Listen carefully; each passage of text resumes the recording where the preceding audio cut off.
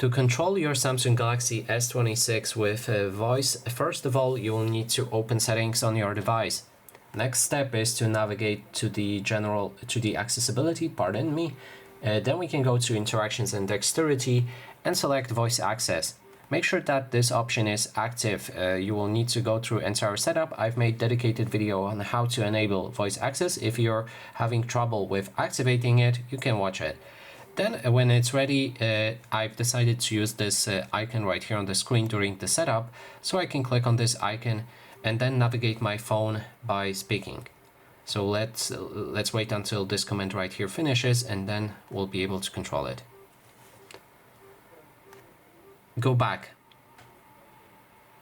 Go to home screen. And that is how you can use it. To disable it, you can always click on the pause in notifications bar.